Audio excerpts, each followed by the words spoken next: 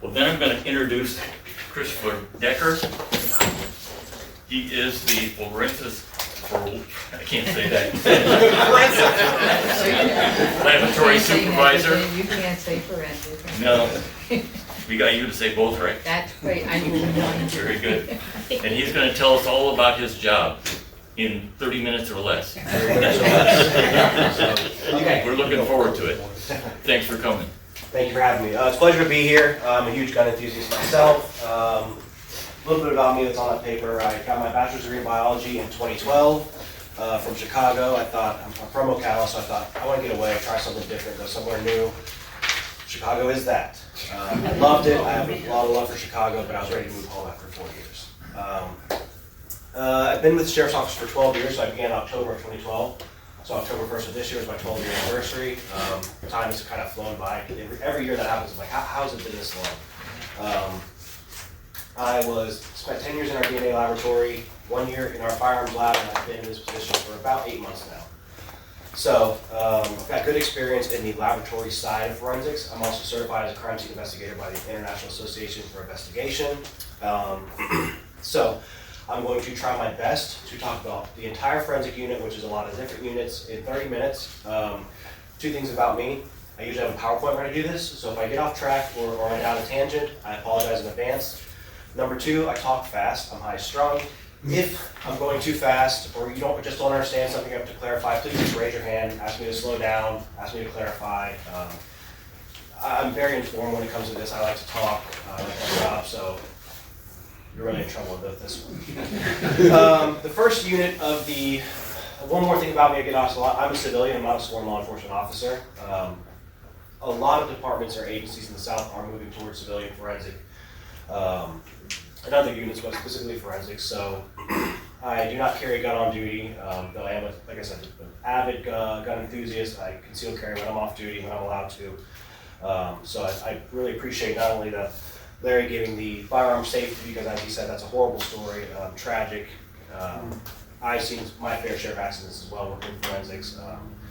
So I appreciate that you guys are all here practicing, getting, I appreciate the camaraderie of this group. So the first unit we'll talk about is the property room. It's sort of the thankless job within the forensic unit entirely. It's comprised of 6 members. I believe they have 1 or 2 more being hired on relatively soon.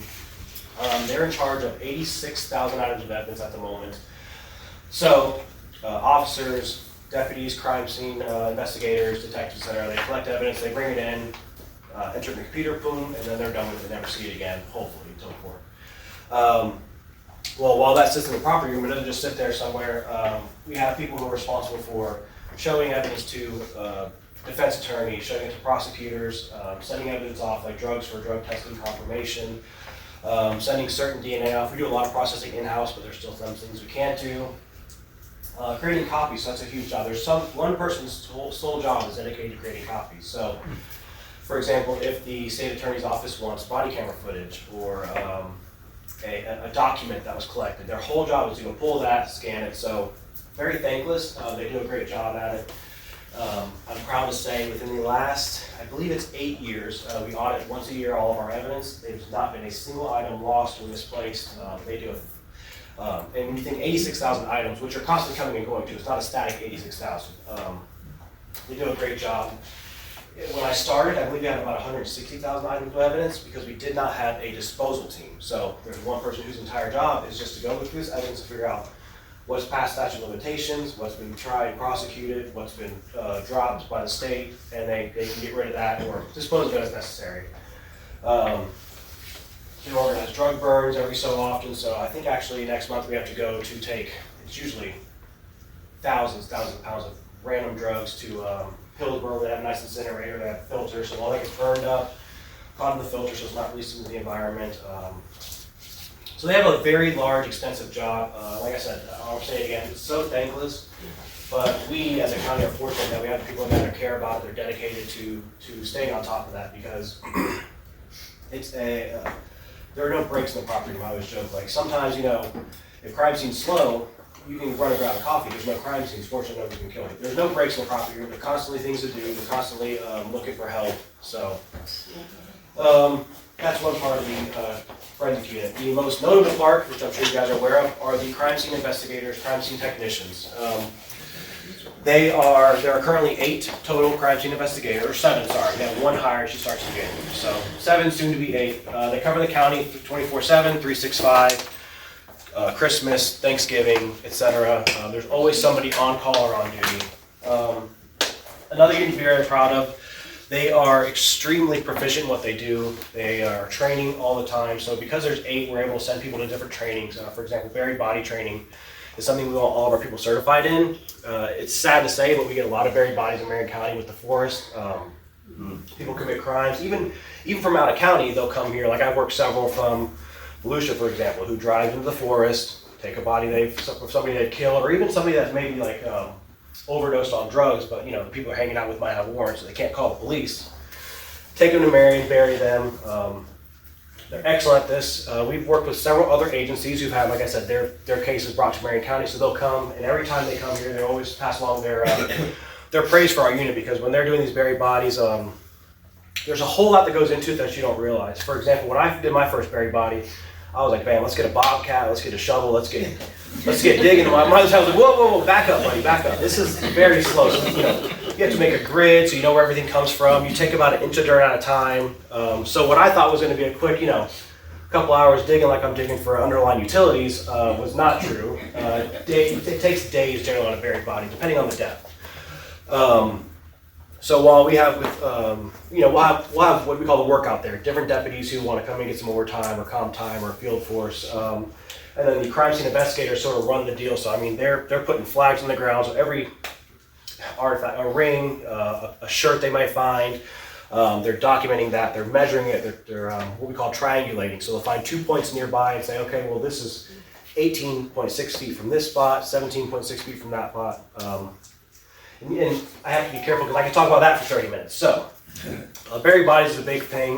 We get a lot of shootings around here in certain parts of the county. Fortunately, not around here. They're excellent at that. There was recently a case where, and I'm not here to argue either side of it because I think it was kind of contentious, where there was a lady shot. I can't remember where it happened, but I mean, Al Sharpton was here. It was a contentious case. I'm not here to argue what side on, but what I will say is, our crime scene investigators did a great job processing that scene, using trajectory rods to show where. So they have these amazing trajectory rods with lasers to show, somebody says, if I say I shot this lady in orange from right here, but really I was over here shooting her, I was much closer, the trajectory rods can show that. They did an excellent job just showing the facts of the case. They do a great job at taking themselves out of the case, not being biased towards a victim, a suspect, etc. They're solely there to document the facts and let the defense, state, detectives, etc.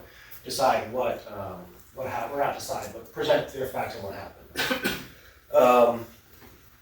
All of our crime scene investigators, if not, did you raise your hand? How do you become aware of a buried body? Good question. Often it's hunters. People going hunting, they're setting up tree stands, they're walking down the woods, hikers find them. Or you have a missing person, so detectives will go to investigate, talk to people, and eventually somebody will crack and be like, oh, well. So there's an array of ways. Most of the time somebody will just happen to walk across it. Other times somebody will go missing, so you'll go look for them.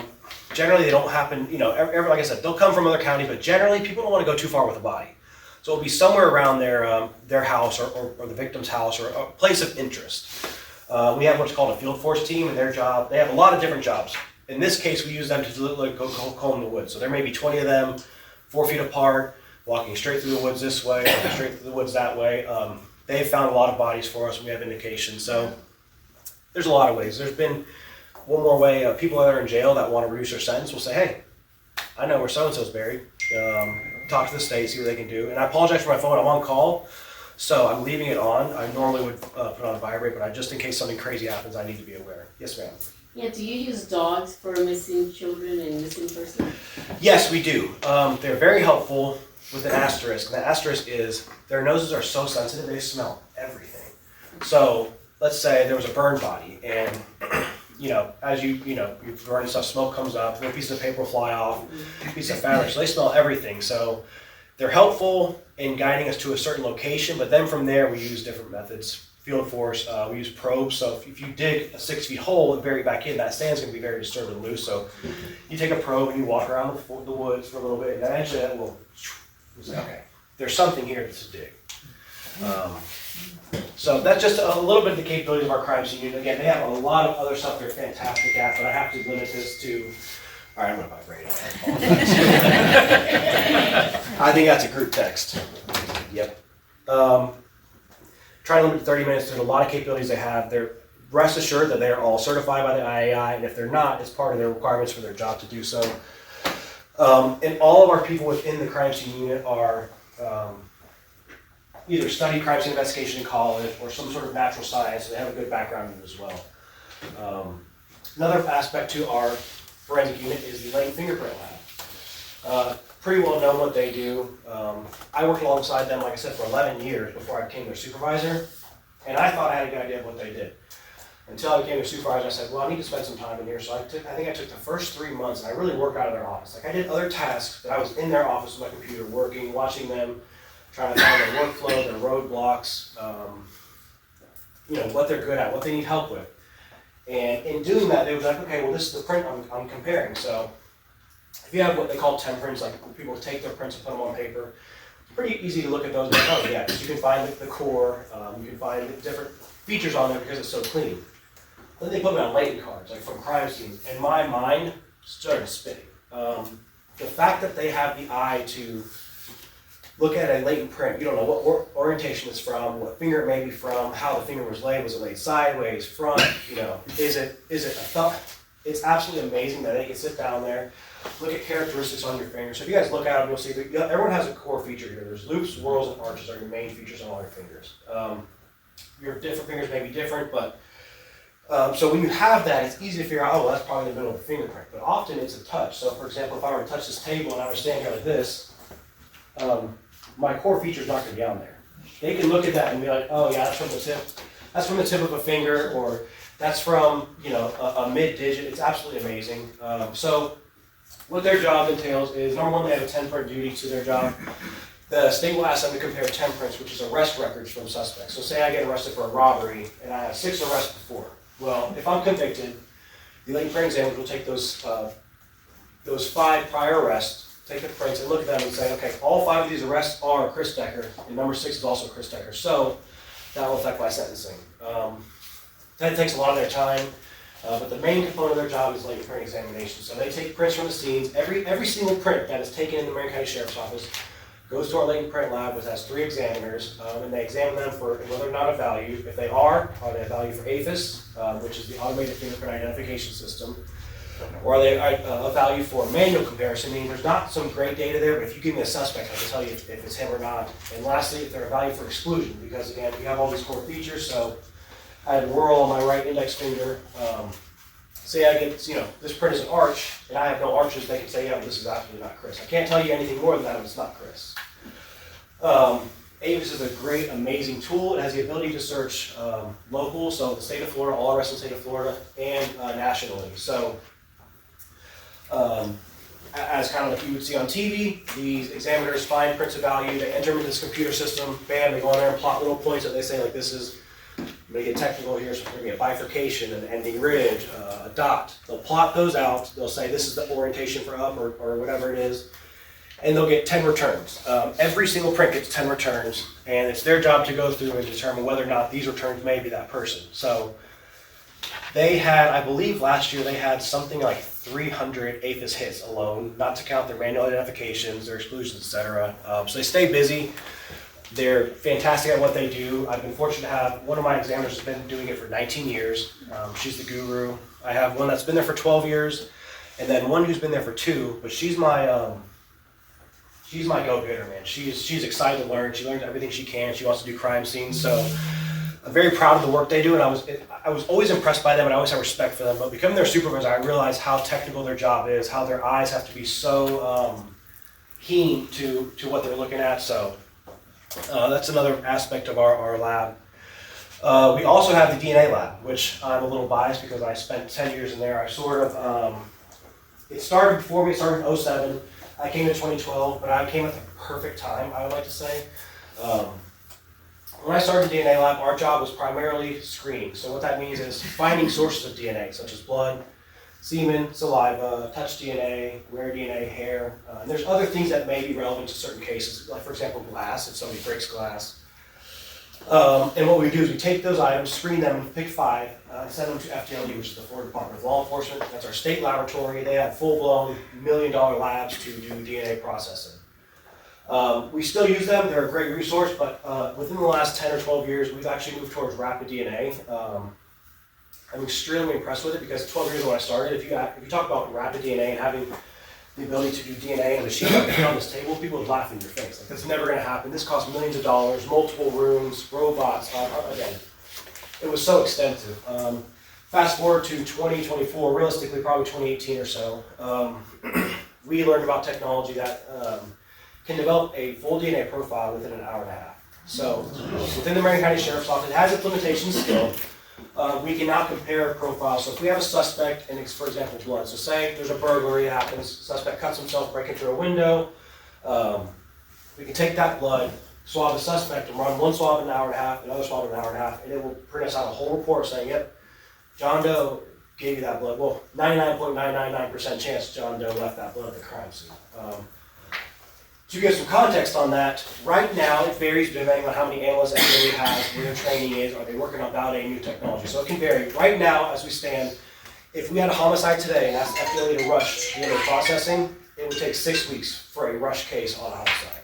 You can go a lot of places in 6 weeks. I mean, within a few days you can go anywhere in the country or out of the country. So to be able to sit here and say, 3 hours later, this is your guy, or this is not your guy even, that's valuable information as well, so you don't waste time investigating this person.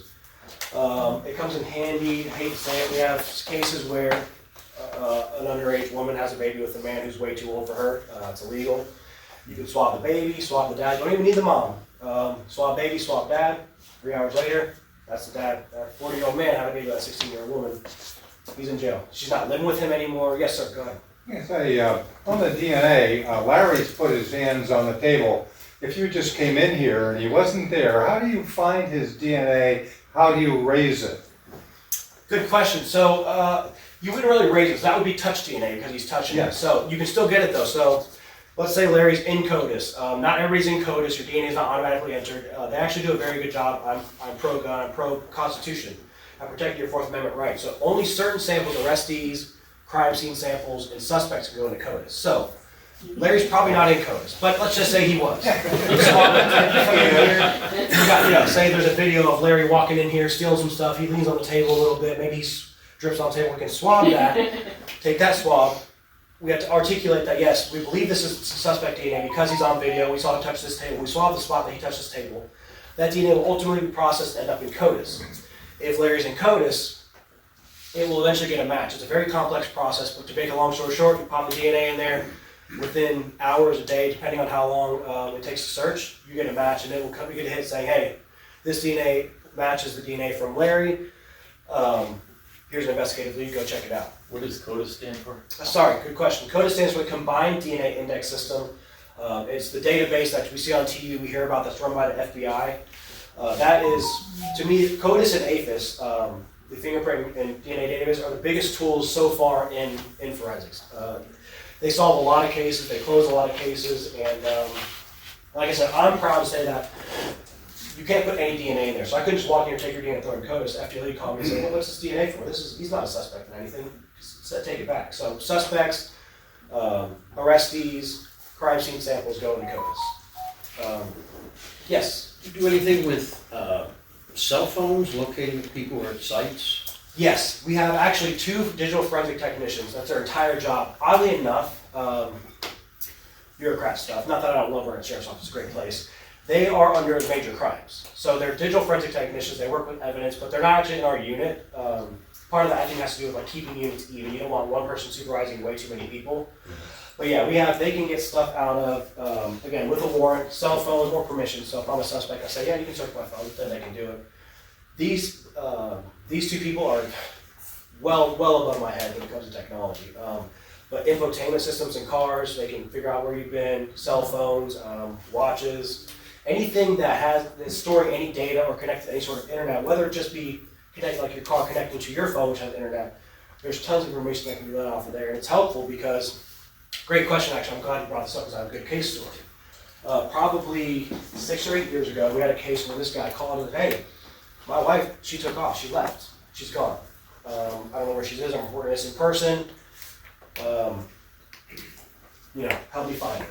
So we go out, we do a look, and actually I was actually out on the scene, the initial, he's like, yeah, come to the house. She left her phone, she left her keys, she left her wallet, she left her purse. And initially I'm like, it's a red flag. But the house was pristine, beautiful, clean. So there's nothing we could do at that moment. Eventually they brought him back in, they did some, missing persons reports, did this, entered her into the systems and all that, their names and identification, her driver's license. Nothing came back, so they called him back in like, hey, I can't remember his name. I think it was Terry, Vincent Terry maybe. Hey, come in, do an interview, let's get more in depth on what's going on here. Had a great alibi, cool, calm, and collected. You would have never known. I mean, act like he just picked up a Frosty at the 7-Eleven and walked out. And they said, hey, well, can we look at your phone? He's like, yeah, no problem. Gave it to our digital forensic technician who happened to, he thought it was deleted, but because these people, they do their thing. I don't know what it is that they're doing, but they're good at it. He walks out to the lieutenant, says, look at this, and there's a picture of his wife in his house with a bullet wound to her stomach. Dead. He took a picture of it. He not deleted it, but he was able to go on the SD card and again, I'm not even trying to use the terminology. So they didn't tell him they knew. Long story short, went back out to the house because we could see where she was and did what's called luminol, another crime scene, one of the crime scene investigator capabilities. And that floor lit up like a Christmas tree. I hate to say it was exciting because somebody died, this innocent lady died. But that's why you also do the job, is to be able to find these clues. I mean, you could see where her outline was. You could even see where he took the shampooer and the rollers would roll and watch the rollers all the way back into the room where he parked the shampooer would light up from the traces of blood. So ultimately, he was tried and found guilty of murder, largely because of those digital forensic technicians who, without them, we would have, we knew it was suspicious, but we had nothing to go off of. She was gone, there was no body, there was no sign of trauma in the house at all. He cleaned the floor excellently, until we pulled up the carpet and saw it on the plywood underneath. But yeah, so great question. Did you find the body? No, unfortunately, never found her body. So, but because he had a picture on her phone, they waited to stay until it's still So prosecuted. you didn't need a body to convict him? Yeah, usually you do, but if you have a picture of somebody, dead and blood all around, that's good enough. That's a big hint. Yeah, yes, back there. You mentioned with CODIS, and I don't mean to sidetrack, that it's FBI linked and you can go through the various connections with the other law enforcements. Yes. Why is that not the same with fingerprints? And the reason why I ask is I just had to have my fingerprints taken, and I had them taken 50 or 40 years ago when I went into banking. So they've been in the FBI records all this time, and I asked the question. They're already there. So that's a good question. Again, it goes back to like the Fourth Amendment thing. So we get this a lot. So we'll have to take DNA from suspects. Like they already took my DNA. First things first, when you get a CODIS hit or an APHIS hit, APHIS is FBI run, you have to go get standards to compare, because let's say Mike's working in the lab here and he's got Chris's swab and he's got Larry's swab, and somebody, hey Mike, what's going on? Oh, I'm sorry, and he switches them up, puts them in the thing. So I've never seen it happen, but you have to be safe. So if you get, they always want to make sure that the person that's walking in that day is given these prints and not there, not somebody using your alias. Okay. So that's a great question. We get that a lot, especially when I go to take, like, for example, inmates' DNA in jail. Like, I gave this DNA 3 times. I'm like, yes, I understand, but that's for your arrestee profile. We are taking this DNA from you, so I can go to court and say, yep, I saw Mike. I sat right there. I swabbed his cheek. I put it in this package. This is Mike's DNA. It's just a safeguard to make sure that, God forbid, the wrong profile is entered, the wrong name, the wrong date of birth is put in by accident. It's a safeguard. Okay, thanks. But going back to that, so that was a great question. Back to DNA. So with our rapid DNA system, I'm excited to say that next year sometime, it's FBI dependent, we know how the federal government rolls, very slow. We'll be able to not only compare profiles from suspects and crime scene samples or whatever in our rapid DNA, it will be linked to CODIS. So if we get a burglary with no suspect, we can take that single source blood profile, put it in our rapid DNA, and hopefully within 2 or 3 hours, I don't know how long it will take to get hits back, but then we'll get CODIS hits. They'll say, hey, this is possibly your suspect, Mike Jones, date of birth here, which is just absolutely amazing and mind-blowing. So I'm happy to say that we're on the front end of this rapid DNA technology. The Marion County Sheriff's Office was the first sheriff's office in Florida to have rapid DNA capabilities. Yes? About DNA, when you're taking DNA off of a common surface, and there may be 100 other contributors, you can still single out a single DNA. Great question. So you can't do that in CODIS because let's say, for example, I rob a gas station and I'm crawling over the counter and I know that this guy touched there. We would still swab it for DNA, but you can't enter that to CODIS because the argument is, well, you don't know whose DNA this is. This could be suspect or it could be grandma who just put 5 on pump 2. But if you have a suspect, you can compare them directly and then you can take that profile and say, yep, this suspect profile exists in this mixture of DNA. He is here. So great question. A lot of good questions here. Thank you guys. Finally, the last thing to talk about is our firearms lab, which also I'm very proud of it. As you can see, I'm sort of a homer for our office here, but we're doing a great job. So recently we acquired what's called brass tracks, which is a system used to take images of crime scene casings or crime gun. We test fire crime guns. We'll enter those into brass tracks, and they go search against. I can't think of the name evades me, but the crime scene, the casing database, just like APHIS and DNA. It's the new and upcoming technology.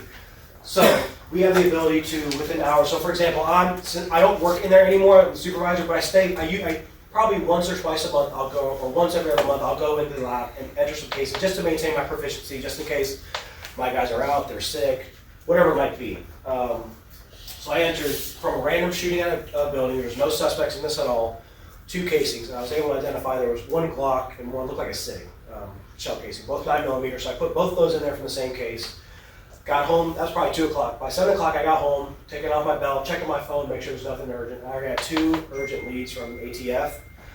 Those 2 casings linked to an OPD case, Ocala Police, and a Sheriff's Office case. So that's been a great technology for us. So every crime, and again, I'm very strict, so like say you had an issue, you got a car accident and there's a gun in the car, they rushed you to the hospital. We're not going to shoot that gun. You didn't commit a crime. There's no reason to take your gun and shoot it and enter it into a database. But every crime gun, so felon with a firearm, obviously shooting, homicide, robbery. If you use a gun in a crime or your possession of your gun during the commission of a felony, we will shoot and enter those casings into there, and that's been fantastic. Just probably 2 months ago, Ocala Police had a homicide. Shooting, obviously. I can't remember the exact details. So Ocala Police had a homicide. Out in the shores, one of our deputies noticed a car like loitering in one of the parks out in the shores just after hours. They really didn't have, this was great, because they didn't have to stop. You know, yeah, it's illegal, but really they could be running call to call. They stopped out with his car and said, hey, what's going on here? Suspect just fled the car, took off, bam. Well, that gave enough PC to search the car. In searching the car, they found 2 guns. One of those guns happened to be the firearm used in the Ocala Police homicide earlier that night. By sending this to FDLE, before we got brass tracks, we'd have to send these cases to FDLE. You're looking at 6 months to a year for firearms, because firearms are everywhere. DNA, there's not as much DNA evidence as there is firearm evidence. You gotta consider one drive-by can yield 30, 60 casings, depending on how many guns you have. So, anyway, back to the story. Deputy stops out, says, hey, what's going on here? Guy in the driver's seat just takes off, jets. There's 2 other people in the car, so he stops. He said, we'll get him later. Collects a gun. Ocala Police calls one of our firearms investigators, one of our brass tracks operators, next morning says, hey, I think this guy's a suspect in our homicide. Can we fire these guns? So Ocala Police brought the casing from their homicide, entered into brass tracks. We took the gun, fired it, took the casing from the gun, entered the brass tracks, and within 6 hours or so, we had a match from the casing to the gun and a suspect put with the gun. So the case hasn't been prosecuted yet, but it's a really good case. And just sort of demonstrates the ability, if this guy, let's say this guy runs off, he has 2 guns here, even if he's not supposed to have the guns, he's likely getting out on bond. He can take off, he can jet. He never got out on bond. By the time he even had his arraignment, we knew that casing matched the gun found in his possession that day, and he was charged with homicide. So we're doing a great job at getting fast results with our DNA, with our fingerprints, and now our firearm casings. So I'm sure I missed a lot of things. I'm sure I talked fast, or maybe I talked about, like I said, talk about photos. I may hit a technical term that nobody's familiar with. If you have any questions, feel free to ask. Like I said, I can talk about this for 2 or 3 hours straight. So, yes, please. Talk about firearm incidents. You may not know the answer to this. How many firearms that you've dealt with have been stolen during these crimes? Tons. So part of a great question there. A lot of them are stolen. A lot of these crime goods are stolen. Part of the job of the firearm examiner is they run an e-trace on every gun. So what that means, every crime gun, they run an e-trace to see if there's a straw purchaser or something like that. And then they run a FCIC, NCIC check on stolen guns, and quite a few of them are stolen, not uncommon. And that kind of leads me to another point. We're seeing a lot more 3D printed, you guys remember what Glock switches are? There are a lot of them coming out nowadays. In fact, I'm convinced somebody around here is making them. I'm not going to say how to make them, but they look to see if they're fully auto. And one of the benefits of working at firearms, I'm going to spot on saying this, is I have to test fire to make sure they're fully auto. So I've got to shoot full auto AKs, plenty, I mean, you know, handfuls of Glocks at this point. Man, and it never fails to put a smile on my face. And I'm a pretty sizable guy. I probably weigh 230. So I thought, yeah, okay, I'll get the AK and load it. Use a 10 round Zerwolf to make sure it will function for 10. That thing kicked me back so quick. So I hate that they're out there on the street because it's dangerous, but one of the perks of the job is I have to fire them to be sure that they are full auto, and a lot of them are. So, But you need civilian volunteers. so yeah, great question. Actually, a lot of good questions here. Yes, ma'am. So, years ago in the OJ case, DNA was kind of early, and then here, a few years back, that Casey Anthony with the decomposition of the body, and they were doing, is it chromatography or something with it? What do you think is like the new science for forensic, like that's up and coming, or we're just on the, precipice of it? Good question. The new up-and-coming technology that's going to be very helpful, but a lot of people don't like it, is genetic genealogy. So what that is, you say you have a DNA profile in a homicide case, and it's a cold case, it takes a lot of time and resources, so you don't do it in every case until all your leads are exhausted. But long story short, they're taking profiles and running them against, and some may want to know this, the 23andMe, Ancestry.com databases. And what happens is, this is above my head. I should know. I'm in the process of learning. I have a case I'm working right now, missing person. We have no leads, so forgive me for not knowing, but I don't know everything. They're going to take DNA from this missing person. It's a body, and somebody's going to do some sort of ancestry tree thing. It's a combination of DNA and somebody actually sitting there on a computer saying, like, okay, this DNA looks like it's from this region. It's very, very impressive and over my head. But if you get bored and want to read genetic genealogy, is a fantastic tool for solving cold cases where your leads are exhausted. Again, it's pricey, it takes time, somebody's sitting there for hours and hours on one single case. But that is the new upcoming technology. It's going to help close a lot of missing persons, homicides with no leads not being exhausted. So a great question again. Yes, sir. Do you watch any CSI programs, and if so, what do you really find annoying, other than the fact that they're able to get results and solve the crime before the end of the... So I love them. Actually, it's not CSI, but Law and Order. SVU is my favorite one of all. Realistically, my wife would be like, we can't watch this with you, because I'm like, I know it's dramatized, but I'm like, really, if you're going to do that, you wouldn't do that. Like Elliot Stapler walks in with just a glove on 3 fingers and starts picking stuff up. I'm like, it's traumatized. I would say that's kind of it though, because they're like, oh yeah, I got this DNA profile. Let me run through this, and here comes my holographic screen. It's Mike Smith, and you're like, no. I get that has to fit into a 30 or 45 minute time slot. That has to be it though. It's like everything's done so fast. I'm like, no, this takes hours and days and. But I love the shows too. They're fantastic, entertaining. Great question. Did you have a question, sir? Yes. I inherited a gun from my father-in-law, and it was never registered. Okay. It's a .357 hammerless pistol. Beautiful. Yeah. My wife hates guns. Mm-hmm. But my question is, if you find a stray gun like that somewhere,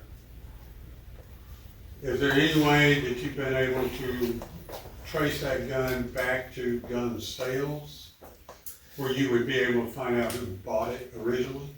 Yes. The caveat to that is, because it's not a crime gun, I can't run it through e-trace, but theoretically I could. You could also, there may be a way, you could call the sheriff's office, have them run not that would be stolen, you know where it came from, but run a stolen gun check, and I can look into that and see if you can run. I'm pretty sure it has to be crime guns, because ATF, but there are ways to do it, for lack of a better term. So, for example, if we, say you decided to go crazy and shoot up the gas station, we got the gun, we could run an E-trace on it and determine who the original purchaser of it was.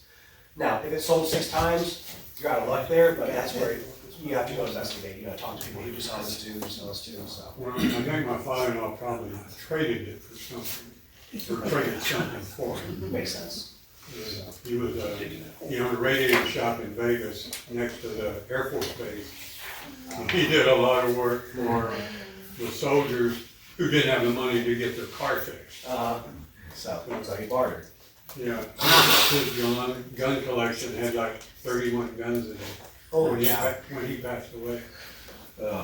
So, yeah, there are ways, I don't know like in this specific instance there's a way, but, yes ma'am.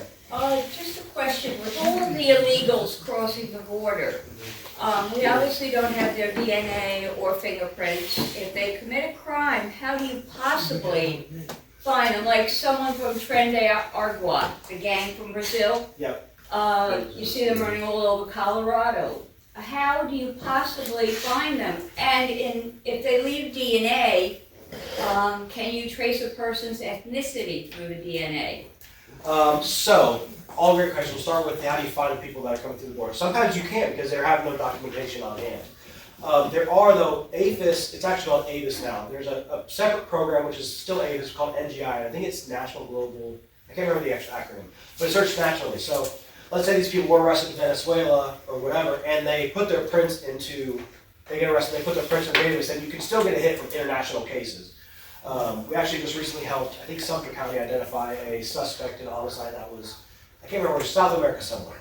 So there are those capabilities, but if they have no prints anyway, like you're saying, or no DNA, then you can't. So then what happens is you get an unknown profile on a case, you enter it to CODIS or print to APHIS, and it just kind of sits there and searches. And so eventually if they do get arrested, let's say that finally they are arrested and they're booked and their swabs are taken, then that will reverse it back to that hit. So that DNA or print doesn't stop searching, it just, sometimes you can't, that's a limitation. What was the second part of your question? Sorry? What was the second part of your question? You're asking about ethnicity. Oh, the ethnicity. So, that's genetic genealogy will deal with that, but that's actually a different type of DNA. That's called short nucleotide, or SNPs. I can't remember, my mind's like escaping me now. We use STRs in traditional DNA testing that we're all thinking of here, and that uses junk DNA. So, junk DNA doesn't code for anything, it's just random DNA, so that you don't, for example, if we found we're using DNA that tested for, that gave indicators of cancer, well now suddenly we're obligated to tell you, well, you got this, you got that, so they use junk DNA that codes for nothing, which in my opinion codes for something, we just don't know yet. So it doesn't have any identifying characteristics within that DNA except for your X and Y chromosomes, male and female. Right. So, good question. Any others? Yes, ma'am. This is hypothetical. Can you foresee because obviously forensics has progressed tremendously Oh, yes. with the technology. Can you foresee a future where, like right now when you get your driver's license, you have to have a photo? Mm-hmm. Do you foresee something like fingerprinting or something that goes into a national-based database and, as you said, a global database eventually? Especially with AI and their ability to gather data. It's going to be hard, I think, because you're going to have a lot of, and not to, this is my personal opinion, you have a lot of people who are going to fight it with the Fourth Amendment type of deal and say like, databasing, not doing that. However, every time somebody takes their prints for a job application now, for the military, my prints are in there because I had to give them to get employed here. So there's not, I don't foresee, at least in the near future, that could all change depending on how the country goes, who people elect, and in the way courts rule. So that's not up to me. I'm not here to put my opinions on you all.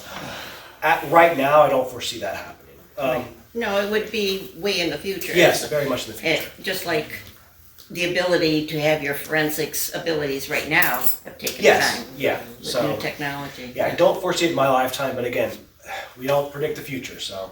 Okay. I was Great just question. curious. No, good question. All good questions. I appreciate these.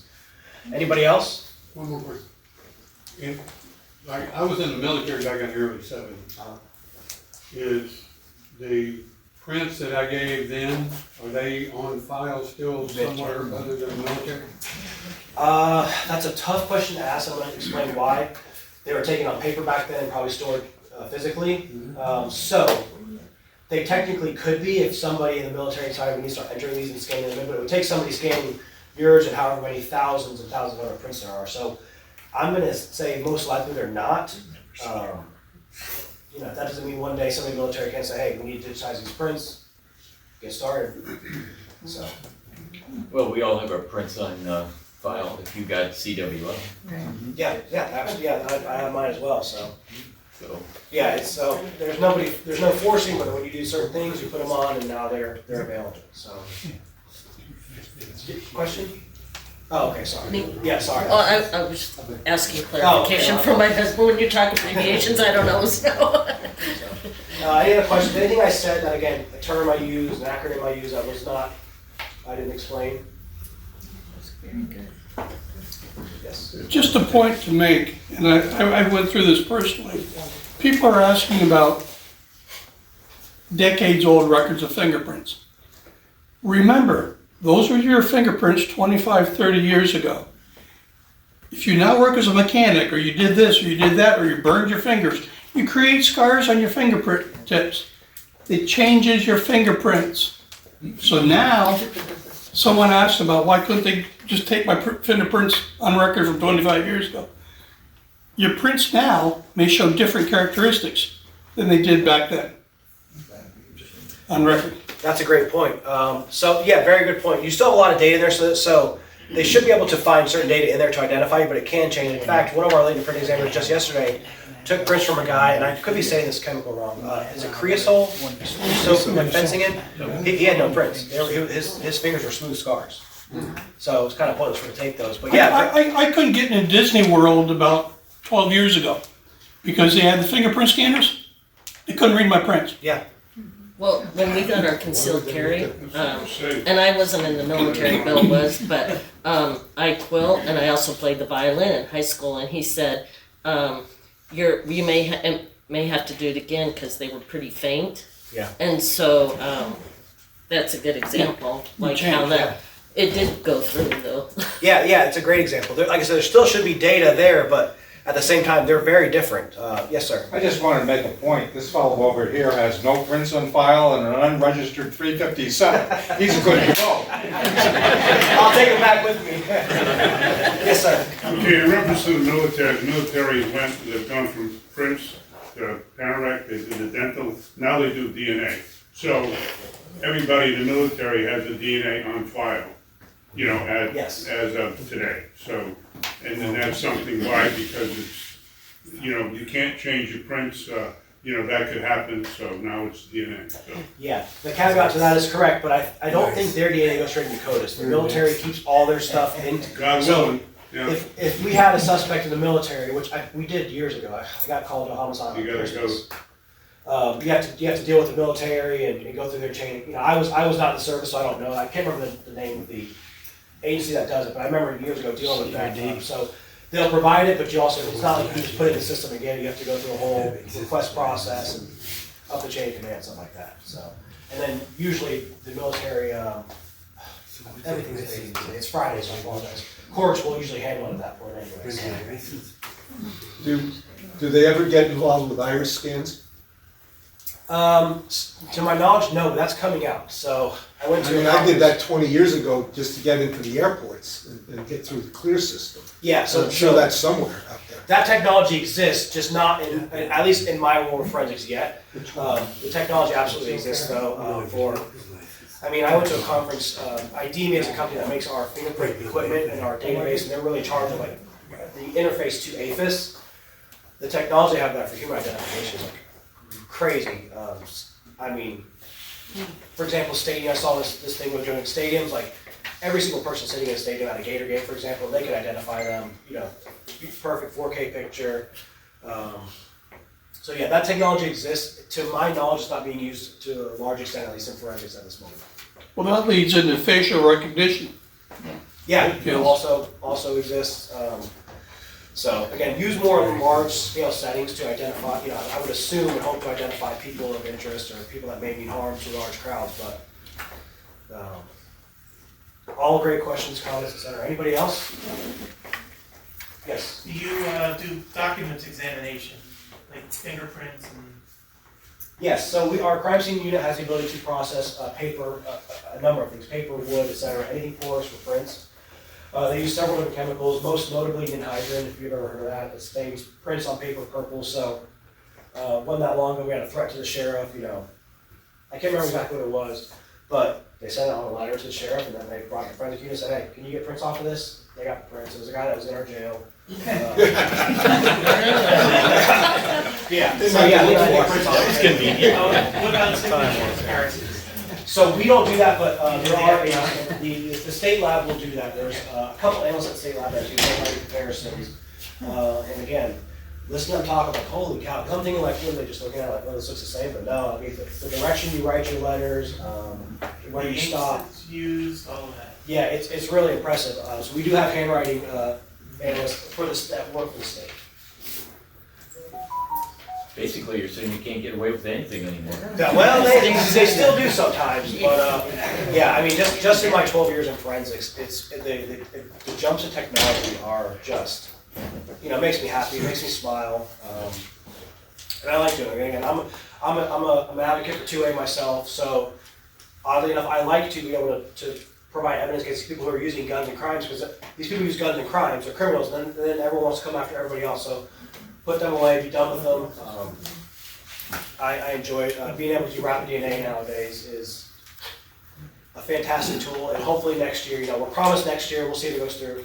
To be able to run samples through CODIS in our DNA lab is going to be groundbreaking technology, and I'm hopefully getting CODIS within hours instead of weeks. Not letting people run away. Another good, if I have time, am I holding anybody up? Yeah. I told you I could talk forever. We just actually recently helped Citrus County. So one of our DNA analysts, her husband works for Citrus County. He's a lady print examiner. So he called us and said, hey, we've got a homicide. This old lady is very nice. She would let people move into her house, give them a place to live. So she moved in a transient woman.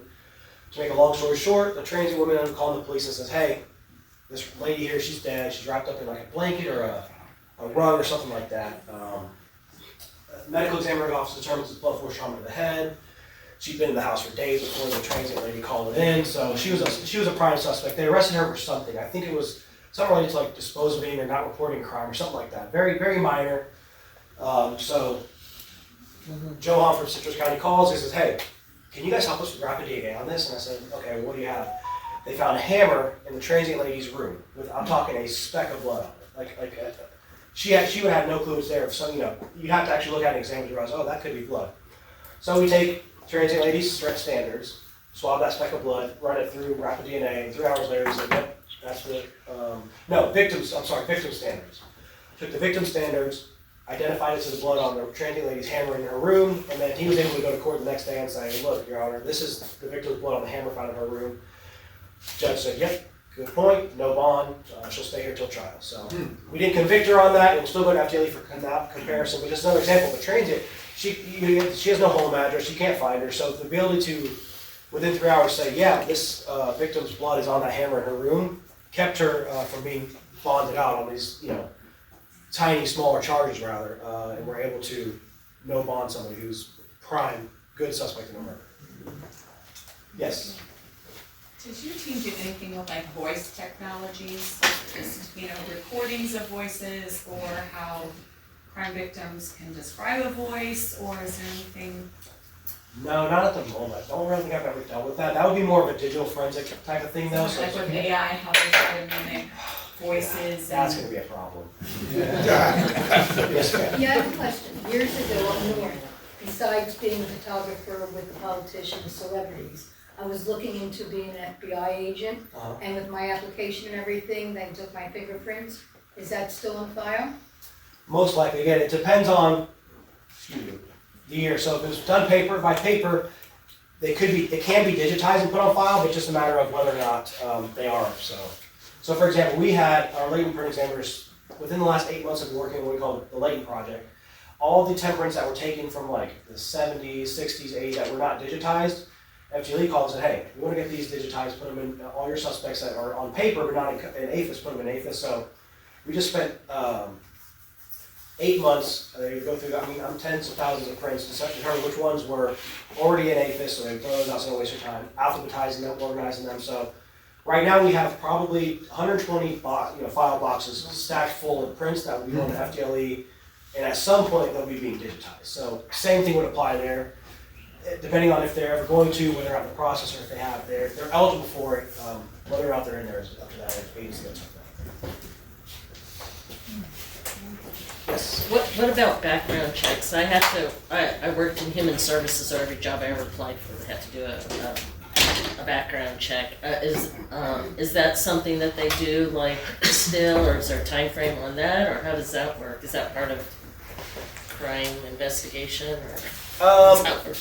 Well, we do background checks on everybody who applies.